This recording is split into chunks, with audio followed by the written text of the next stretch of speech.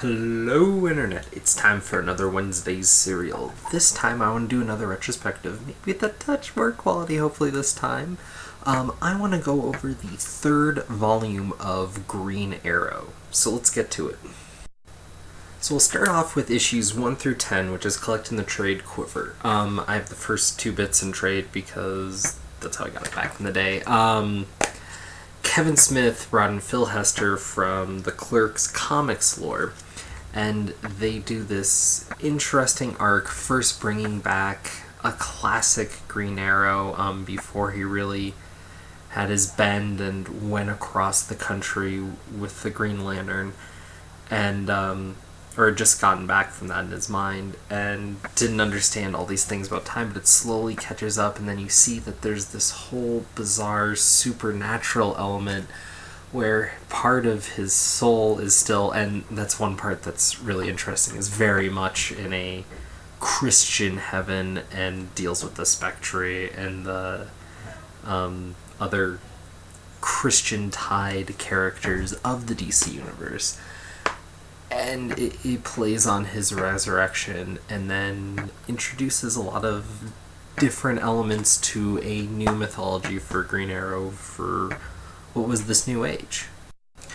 The biggest elements that we have are really our core cast that's going to kind of carry us through. There's obviously Ollie, Green Arrow, as he's established kind of in a new way, and is brought back his fortune through the machinations of this bit. There's Connor Hawke, who was the Green Arrow for a while, and Ollie comes back and says, I want you to be Green Arrow as well. Isn't that going to be confusing? Two Green Arrows? Haha, little nod, no wink at continuity stuff. But you have him, so you have two Green Arrows now. And then they also play at how Arsenal is tied to this, but more loosely. And you see Black Canary here, but you also see that she's kind of at a distance as well. And then you also have Maya introduced, who was a younger girl forced to do prostitution on the streets to get by, and she's kind of starting to be redeemed here. And that's really your characters that's going to be the people in this volume. And so it's all set up here, and we have a lot of play on the idea of rebirth, and it sells it in a way so that it's not just like Superman's back from the dead. Kevin Smith takes some time to give some gravitas to it. However, whereas there's a lot of great elements there, whenever Kevin Smith writes a female character, it hurts. I don't know how, but he finds a way to make them all seem stilted and terrible and say things that are oddly demeaning or portray them in a way that's just a way that I haven't seen any other writer do it, in a way that's just that right on the edge of uncomfortable, but not really terribly, anti-female. It's a bizarre line that he draws there. So after basically a year of issues, you go to Sounds of Violence, in which everything's established, and now we're going to play a bit more with Ollie and Black Canary getting back together. There's actually a lot of interesting play between Ollie and Hawkman, which are supposed to be the left and right heroes politically going, though it's definitely not Captain Atom right, but I think with the military angle and whatnot, Captain Atom may have not worked out so well at this time. Also, I don't know where he was at this time in the DCU. But the big thing about this collection is that you get introduced to Onomatopoeia, which is a character that Kevin Smith brings back in one of his Batman minis, and it goes about as well there as here, though with Green Arrow taking him down kind of just so efficiently just by getting mad. Seeing Batman having trouble with it later makes it weird. Also, what's really firmly established here, and something that kind of goes throughout the rest of the run, is this weird bat envy that the Arrow people have. I mean, coming out of dealing with the Arrow car and what was the Arrow cave and all these weird gimmicks and stuff, and being the other hero that's non-meta and just kind of a weird skill set. you get a lot of play whenever Batman comes in. He just seems so much better and so much more grand, and Ollie just, screw him, doesn't like him. But it's a really weird dynamic, and it can be really funny at times, or really kind of sad, because this is not a Bat book. You don't want Batman there, but sometimes it just comes in and works. So you'll see more of that throughout, and just every now and again, no matter who's on the book, and it just comes up.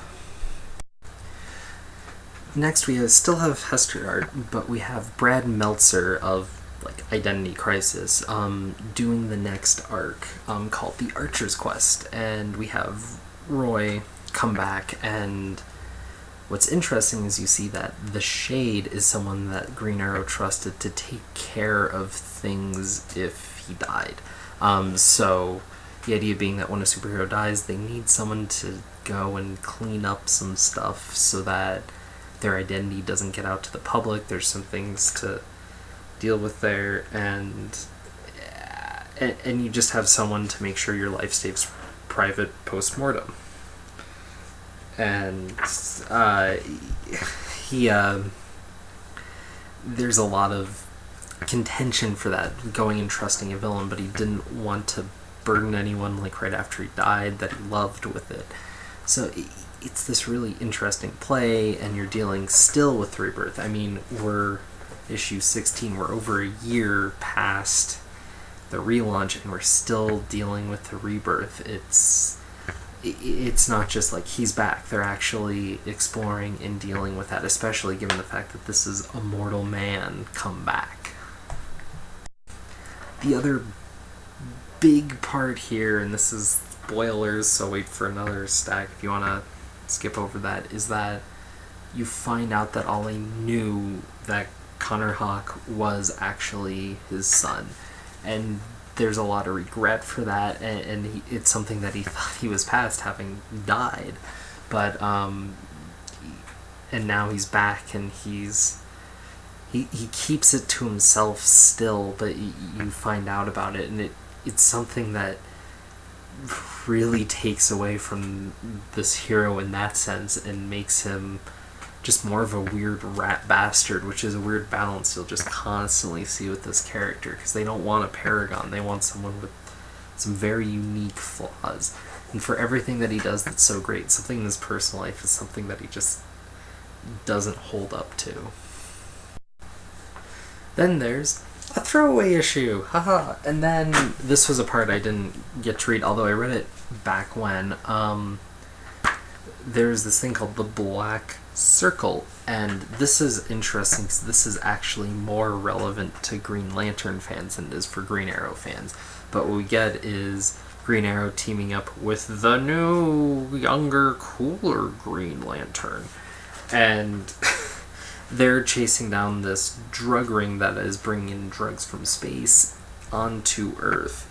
And you get all these different elements, and then you find out Connor Hawke is friends with the Green Lantern now, and that the new guys are all cool, and that Jade's caught up in there, and Ollie's kind of a weird fuddy-duddy about the whole thing.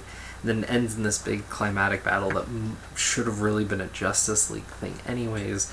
But what's interesting is you deal with Amonsur's son, really for the first time in continuity since Hal Jordan saw him die, and you find out really that he had a son to begin with, and it plays into why he feels he should be a Green Lantern but isn't, and it's really much more of a Green Lantern arc, and it's good.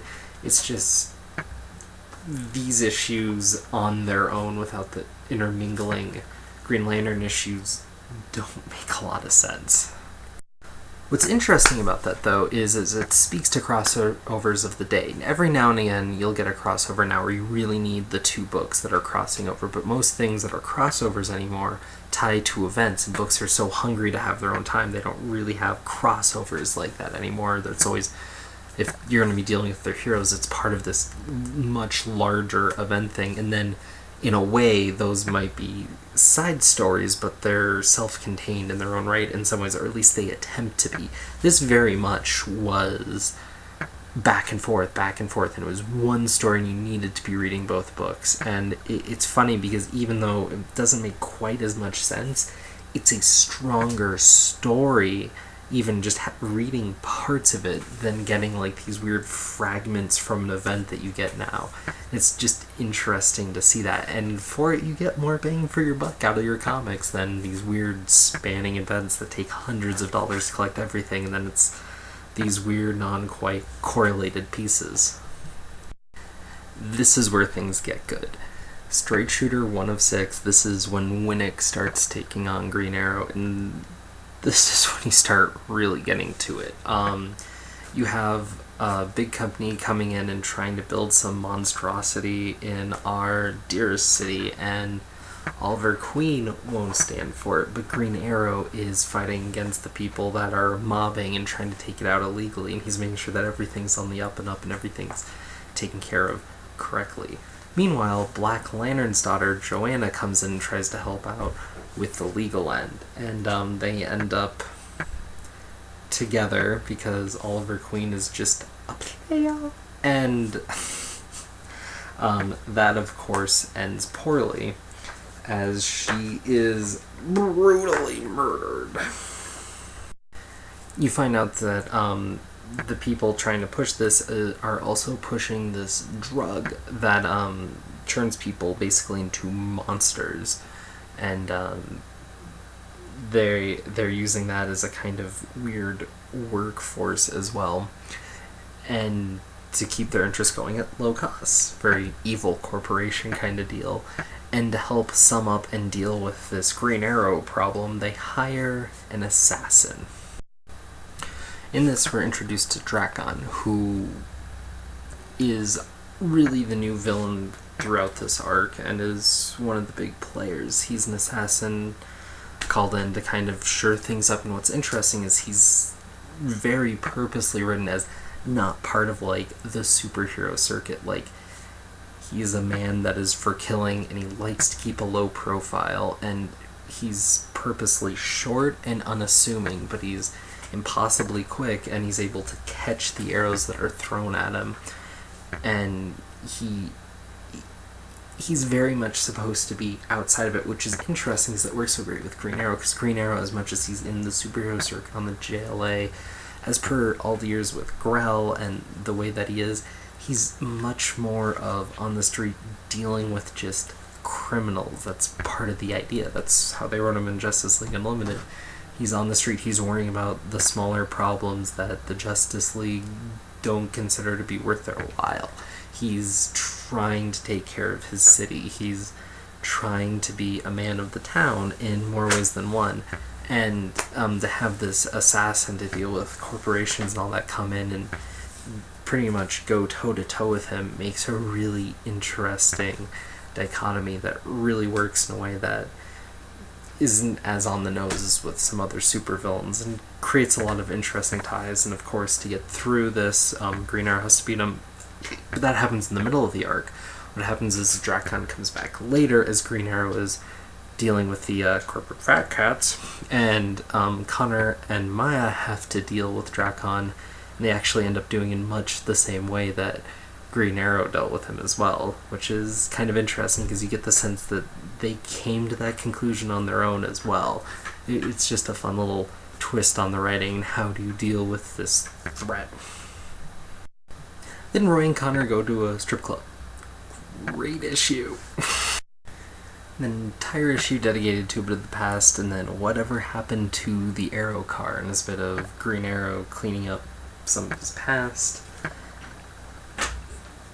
And then crime is afoot, and we get the Riddler back in the city.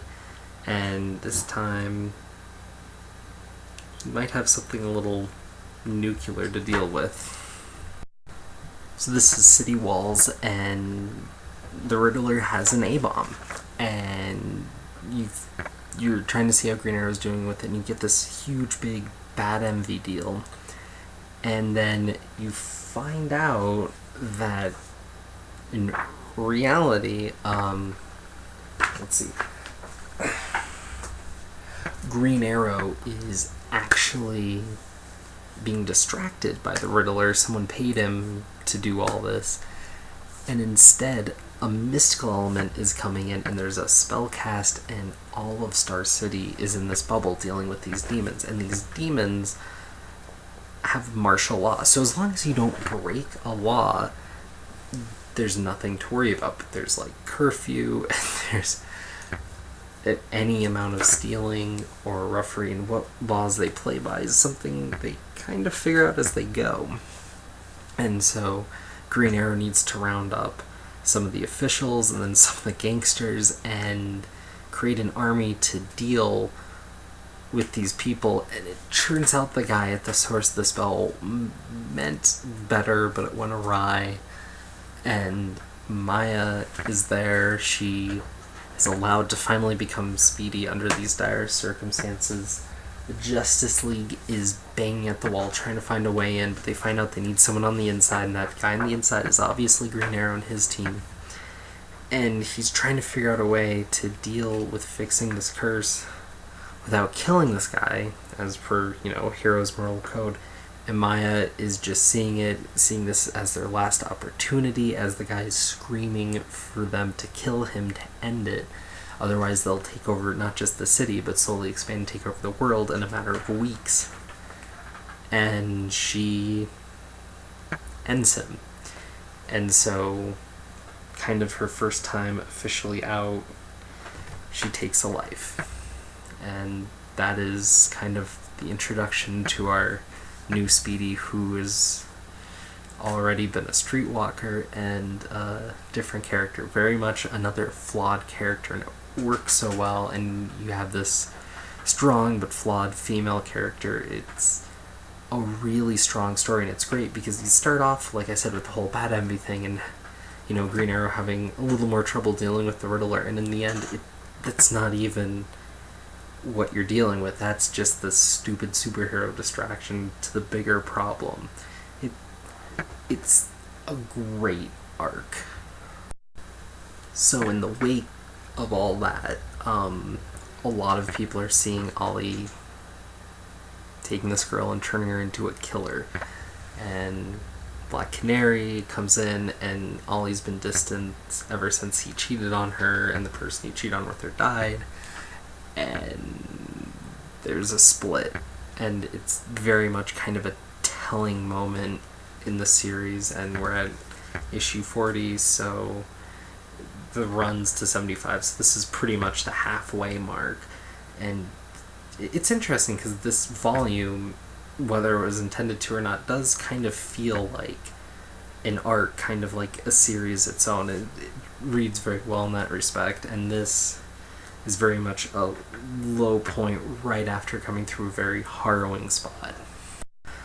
And now we're dealing with new threats, and Brick is a new gangster on the scene, and he's not playing by any of the old rules. All the old gangsters are upset with him because in the wake of the city walls, he moved in and took territory where he could, and a lot of them can't really do anything on it because he is a metahuman, but all that he is a guy that's essentially made out of the brick. Think like The Thing, but gangsta. And that's pretty much it. He's super strong, can't really be hurt from the outside, bullets bounce off. That's it. And he's just making moves and saying, this is mine now. This is mine now. I'm not playing by your rules. This is my gang. I'm moving. And then he makes a bigger move and threatens a city official, turns himself in, and because of the way it all happened, they can't tag him, they're afraid of him, they let him go. And the Green Arrow is pissed because he figured, working with cops, it's due course and all that. But the need for a vigilante arises in the city, and you really see the point of it. It's really great because you see the need of a superhero, even though more or less cooperating with the police force. Him being outside of that is good, but also is interesting because by angering Brick could be potentially harming citizens for the retaliation move. It's an interesting play there. And then all of that kind of gets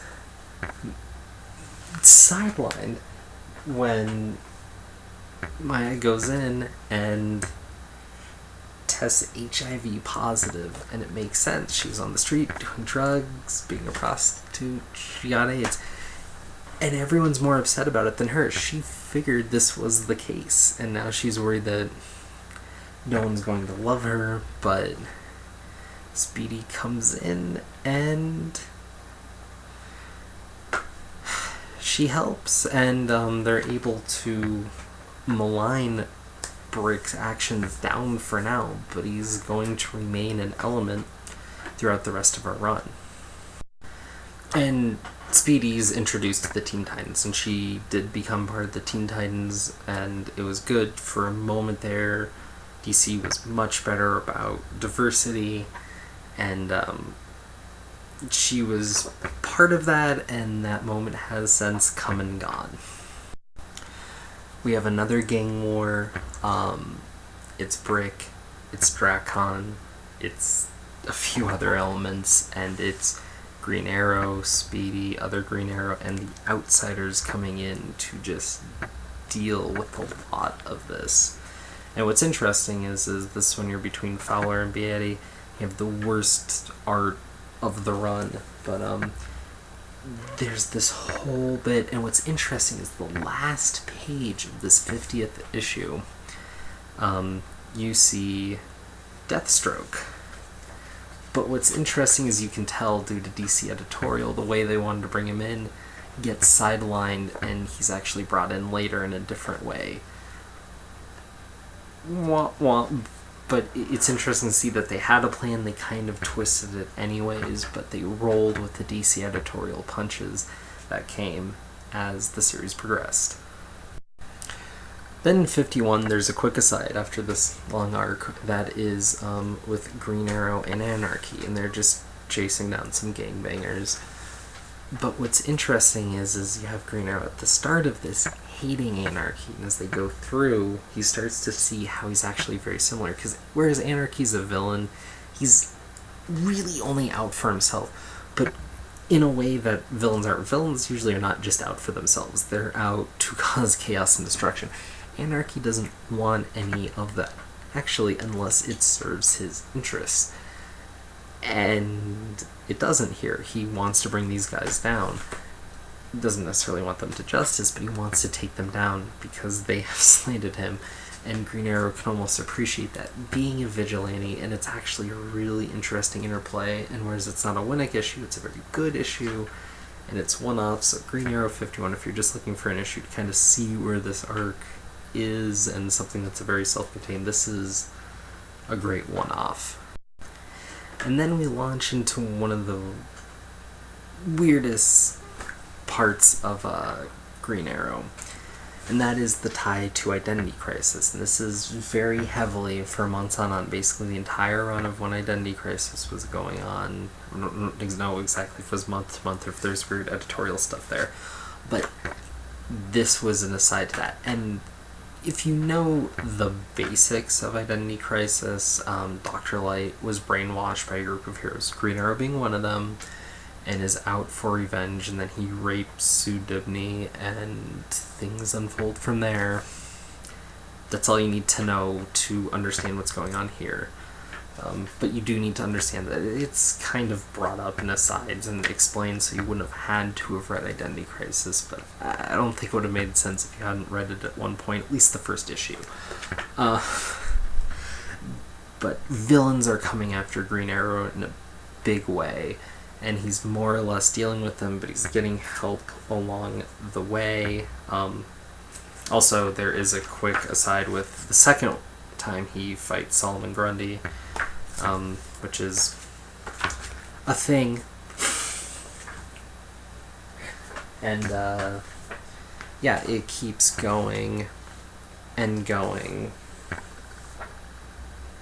and going, though the shocking conclusion is not where it ends after they bring in Merlin, and Black Lightning is there again fighting with Green Arrow. And then Merlin continues fighting with Green Arrow, and Merlin almost bests him, and it's a really brutal fight. Meanwhile, the other Green Lanterns are, after dealing with all these supervillains, they're trying to deal with bombs in the city, and they find one, they figure they're safe, and then bombs just go off, and then it looks like Coast City is destroyed, and then suddenly we are 1 year later.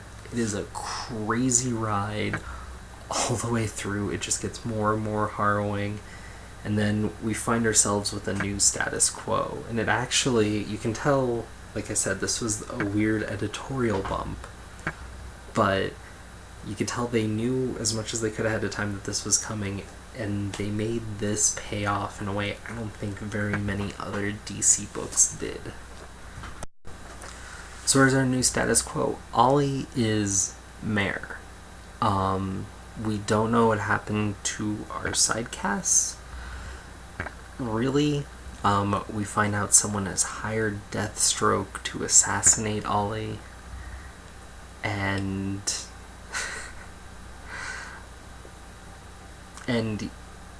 most shockingly, Ollie as Green Arrow at night, sometimes after like a year of being absent, shows up and starts working with Brick. What's going on? Whereas you have a lot of questions, it's framed in a way that you know things are going to come together very quickly, and this reads very well. So we're very confused, and from here on out, you know, we're winding down. So if you really want to enjoy this for yourself, come back later. Otherwise, I'm just gonna keep blabbing.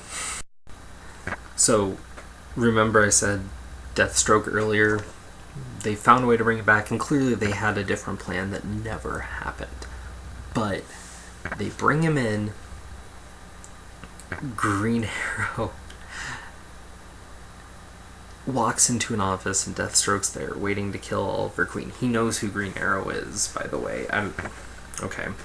So then there's this whole elaborate device, slings Deathstroke into essentially this glue pit.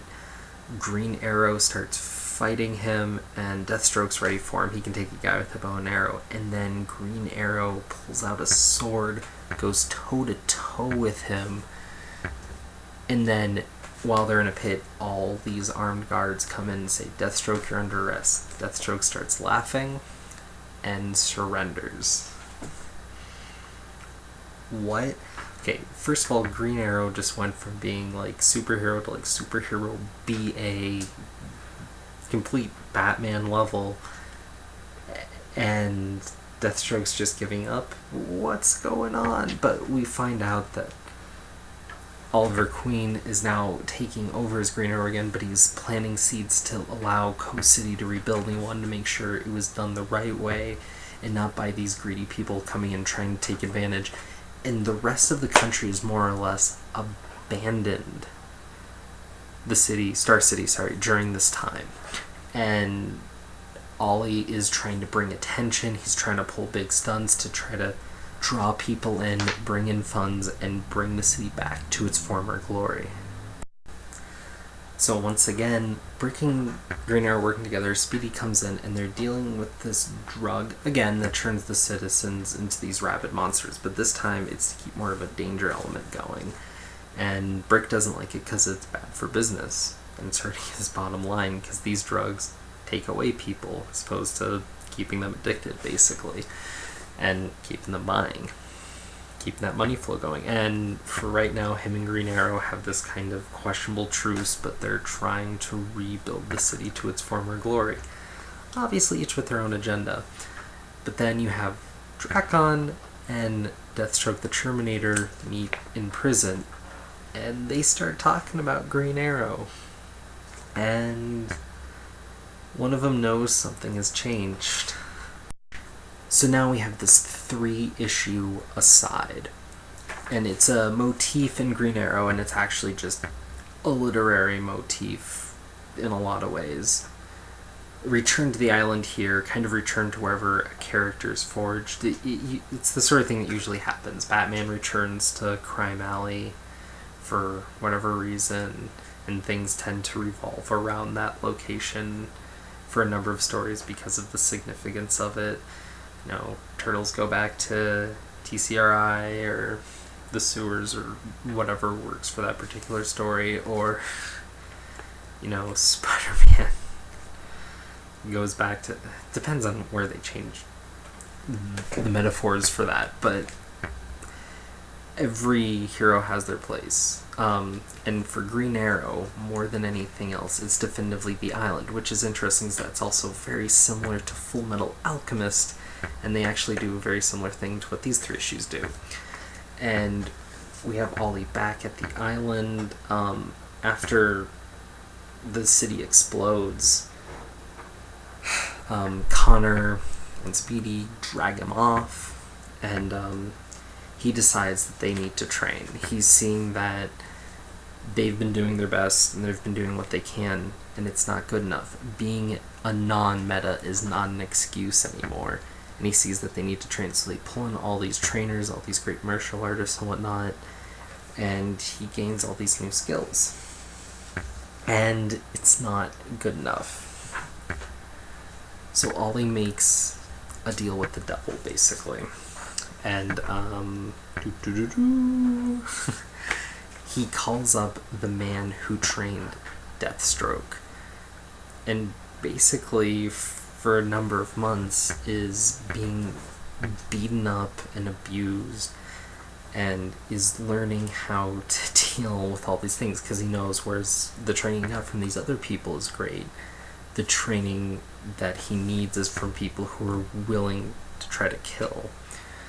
So he's learning as much as he can about that, and about tracking, and about being essentially on a Batman level, and goes through a Batman level of training, except only really in a few months, whereas, you know, the Batman legacy sends him off for most of his formative years to go train, which is interesting too, because when you look at the Robins or whatnot, they tend to be trained in a few weeks or a few months. And of course things continue, but interesting to see that time gap. And so eventually the teacher of Deathstroke doesn't like Green Arrow, because even while doing some bad things to get some funds to deal with some things, Green Arrow's still trying to do it in a way that's heroic. And so there's an army sent to the island, and then all the good teachers in the Green Arrow squad have to fight off these people and deal with it without killing them. And so it becomes this interesting little bit. And then we understand now why Green Arrow is kind of forged into a much different superhero, but it's not like he's just a new superhero. No, we have a development. We have a reason why he trained, and a new motivation, and it forges him to be, again, it's marginalized, but a better man in a lot of ways. So of course they team up with Batman next. Okay.